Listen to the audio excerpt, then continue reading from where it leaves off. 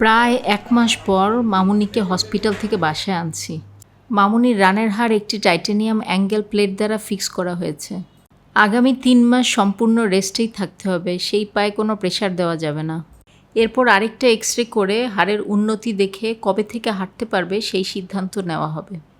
তো মামুনির পক্ষে তো এই মুহূর্তে আমাদের বাসার উপরের তলায় ওঠা সম্ভব না, কারণ স্ট্রেচারে করে কিছুদিন পরপর ডাক্তারের কাছে আবার নিতে হবে। তাই আমরা আমাদের নিচতলার একটি ফ্ল্যাট খালি করে সেই ফ্ল্যাটটিকে অনেকটা হসপিটালের আদলেই সাজালাম।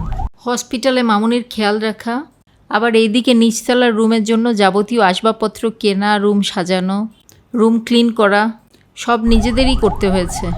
মামুনির দেখাশোনার জন্য একজন ভদ্রমহিলাকেও ঠিক করলাম। আমাদের এই দুঃসময়ে হসপিটালের ভিতরে এবং হসপিটালের বাইরে যারা যারা আমাদের সহযোগিতা করেছে তাদের প্রত্যেকের প্রতি আমরা কৃতজ্ঞ। আমার বাবুরা তাদের আপ্পিকে অনেক মিস করছিল। মামুনি আসার আগে থেকেই ওরা খাটে বসে মামুনির জন্য ওয়েট করছিল। মামুনি ওদেরকে অনেক দিন দেখে না বলে হসপিটালে কান্নাকাটি করছিল। অনেক দিন পর দেখা হওয়ার পর আমার বাবুরাও তাদের আপ্পিকে পাপ্পা দিল, তাদের আপ্পিও তাদেরকে পাপ্পা দিল। মামুনির খাবার দাবার দেওয়া, ওষুধ দেওয়া, ইঞ্জেকশন পুশ করা সব ডাক্তারের পরামর্শ মোতাবেক আমরাই করছি। মামুনিকে ডাক্তারের পরামর্শ মোতাবেক ব্যায়ামও করাচ্ছি। আশা করি মামুনির পা খুব তাড়াতাড়ি ঠিক হয়ে যাবে।